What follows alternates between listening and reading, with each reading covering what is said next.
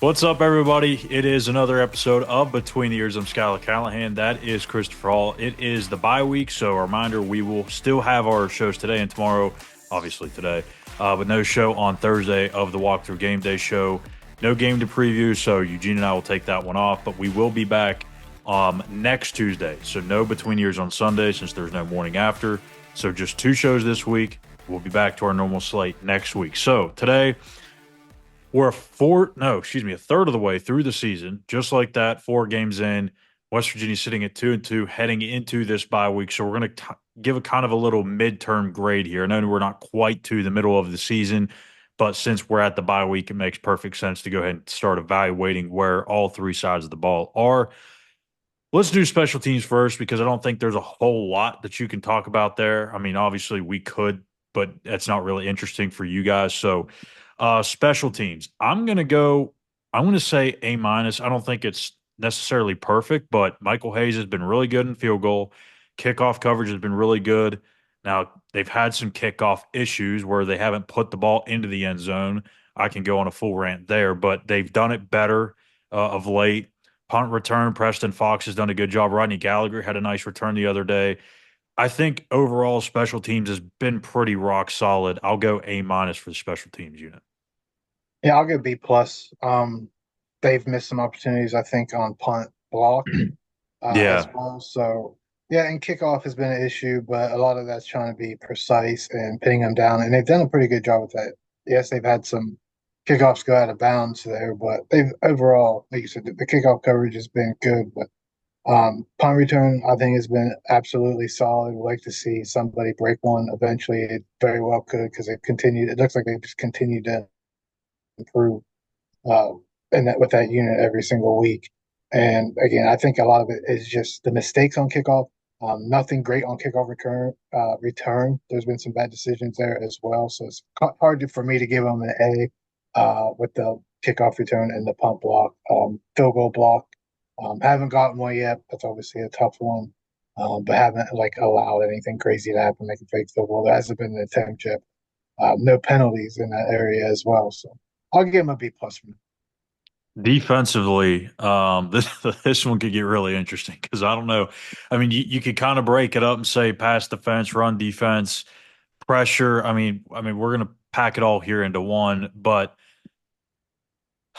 I mean, I just can't get myself to go higher than D plus right now. I mean, it's not been great. I mean, they did do a really good job of bottling up Pitt's stud running back, 2 weeks ago, but I mean, they let Eli Holstein throw it all over the yard. They let him run all over the place. They let you Albany's quarterback do whatever he wanted to do through the air, through for 300 yards, go back to Drew Aller.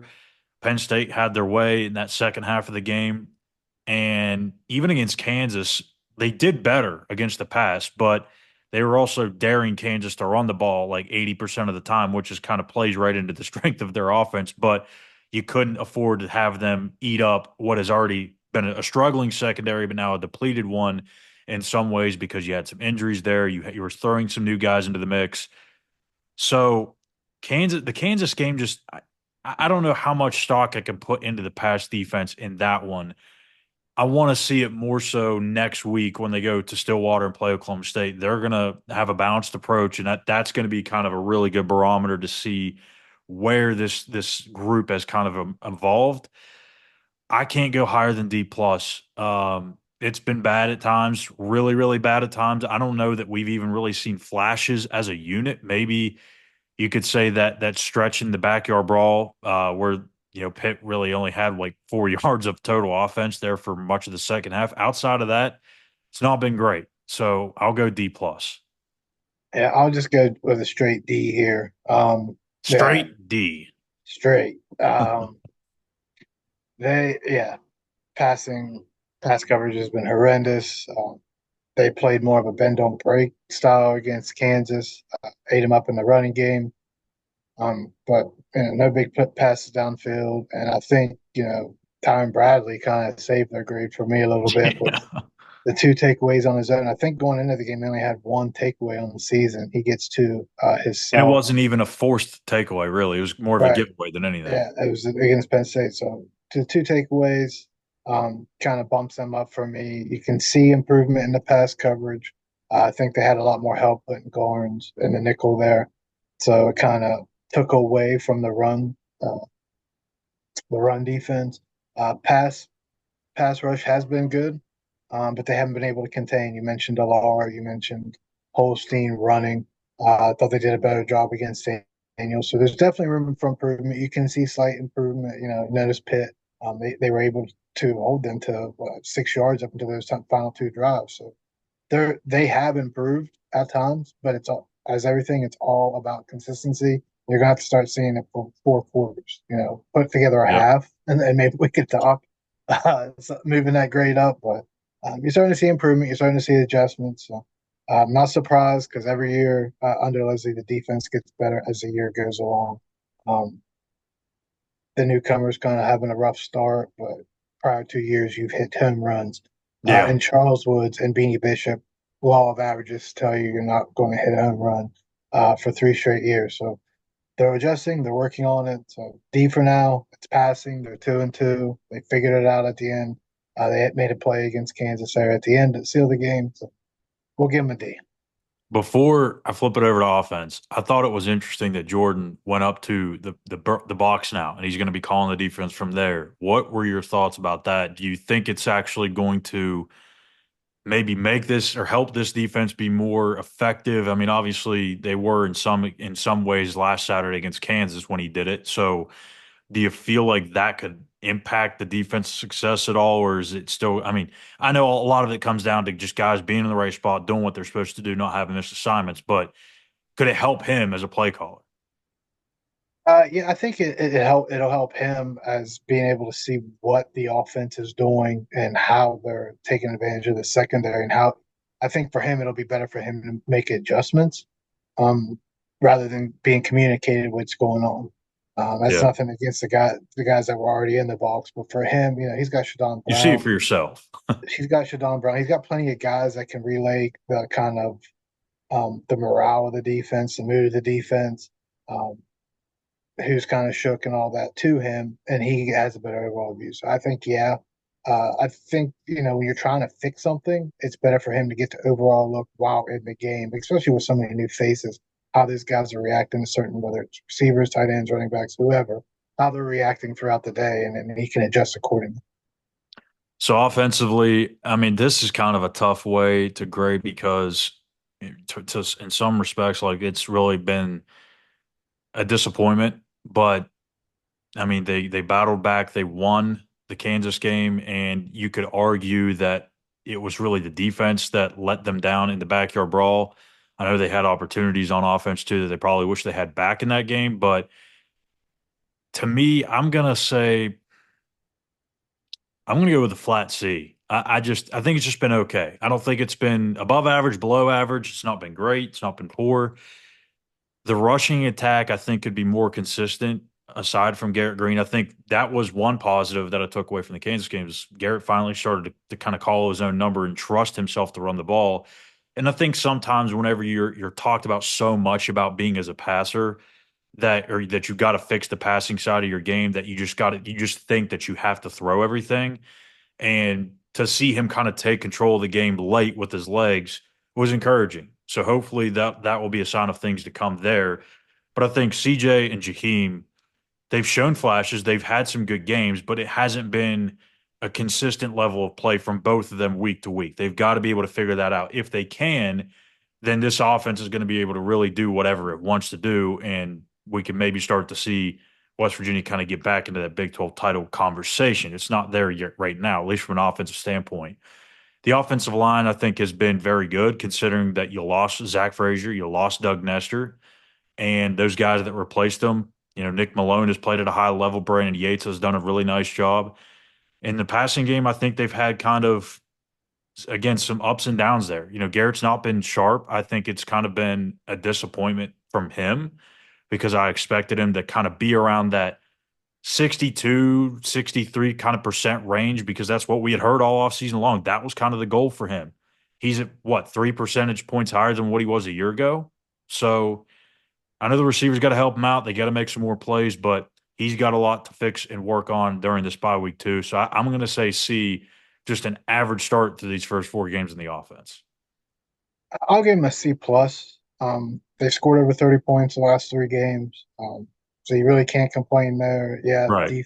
I'm there, there nitpicking.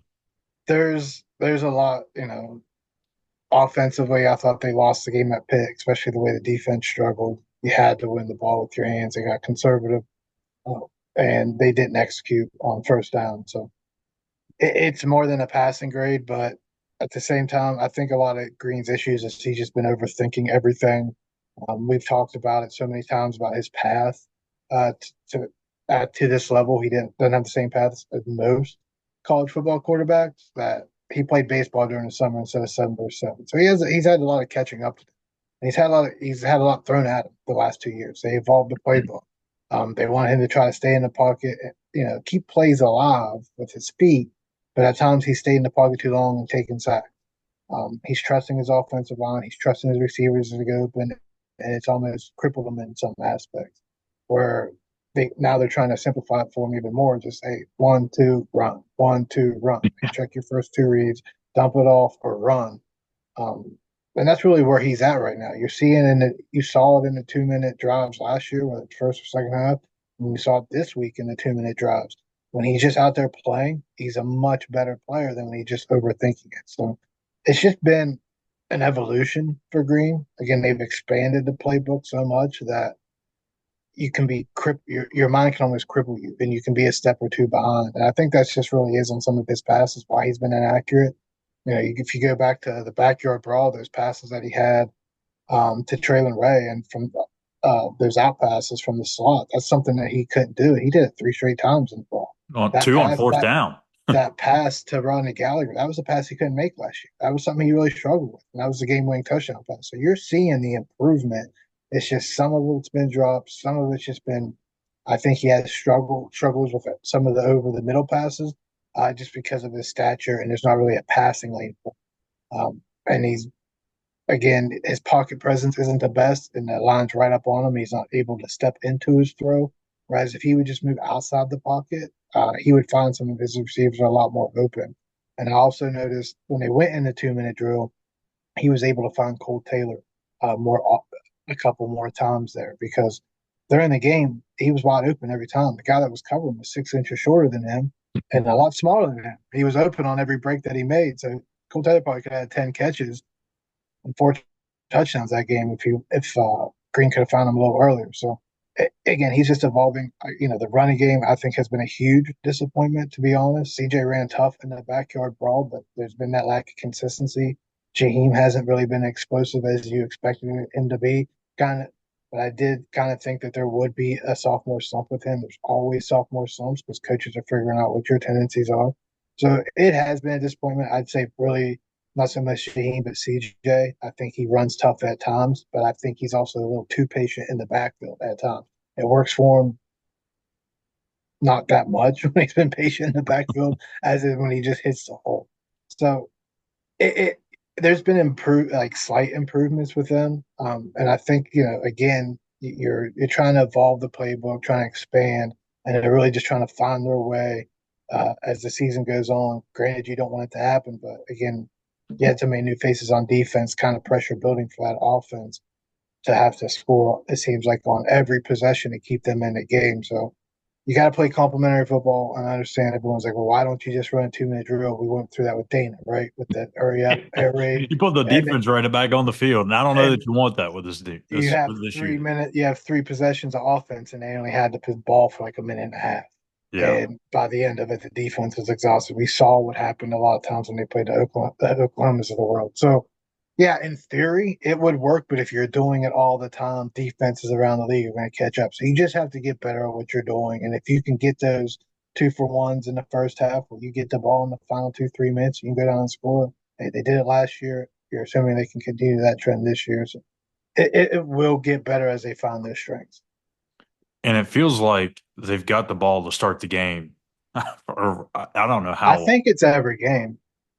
I'm I'm pretty almost sure. positive. I know. I'm pretty sure it's every game this year, and it may have gone back even to last because the bowl game they had first possession too. Baylor, I know they had first possession. Beyond that, I can't remember, but it seems like it's been a while since they had that opportunity to get kind of do a 14-point swing because you don't get the ball right out of the half. They really But haven't had the defense to be like, all right, let's put the defense out there and get a yeah, stop. that's true. You So kind of want to set the tone with the the offense and make your defense is defense a feel a little bit better. slow build, and it was good to see Jacoby Spells getting some more Yes. plays this week. So Yes. the guys that they've recruited, they're still young, they're still developing, and it's going to take some time for that defense to find some consistency. Like the offense has been able to retain players last 2 years. Defense has had a lot of turnover the last couple years. Well, and one more thing too on Green, like I know we make a big deal out of this completion percentage thing, and rightfully so, but I think you could still live with him throwing 55% as long as he's taking care of the football and doing what he needs to do with the legs because last year he had 4 interceptions all season long. He's at 4 right now. And I understand probably 2 of those that he's throwing this year, probably not 100% on him. I understand that. But if he can take care of the football, run the ball, that kind of makes up for what most quarterbacks can do that can't run the ball. So if you're winning, if he's taking care of the ball at 55%, you can still play winning ball with him at quarterback. You can still win 9+ games with him playing that way. He just can't afford to kind of go into a shell as a runner and get in this frame of mind where he thinks he can't run. That's kind of what I thought in the first 3 games. It opened up last week against Kansas. So we'll see. And the note whenever they sped him up, he was 6 of 10 on those final two drives for Yeah, 2 touchdowns. So that's 60% and 2 touchdowns. So he can do absolutely. it. He can do it. He just gotta do it. He just gotta say, okay, I'm gonna go play. And I think a lot of some obviously I don't want to speak for him, but I think a lot of it actually is he's trying to spread the ball around to his guys. So he's just got to go play. At the end of the, it'll Yeah. all come together if he's doing what he's doing. Everybody will get enough touches. So that'll do it for our midterm report cards. Again, I know it's not exactly halfway through the season, but bye week makes it a perfect time to do this. So that's what we think so far through the first 4 games, non-conference, and first game of league play. West Virginia 2-2, 1-0 in league play, and we will be back tomorrow with another episode of Between Ears, our final one of the week. We're going to revise our schedule predictions, our game by game predictions. I don't even remember what we picked. Gosh, what 2, 3 months ago now? No, we did it last month. We did it in August, right before the season started. But it's been so long, I can't even remember. But we'll see how we change some things and kind of where we see West Virginia finishing this season after a 2-2 start to the year. So be sure to hit that subscribe button here on our YouTube page at West Virginia on SI. Follow us on X at SI_WVU. For Christopher Hall, I'm Schuyler Callihan. You've been watching another episode of Between Years. We'll catch you back here tomorrow.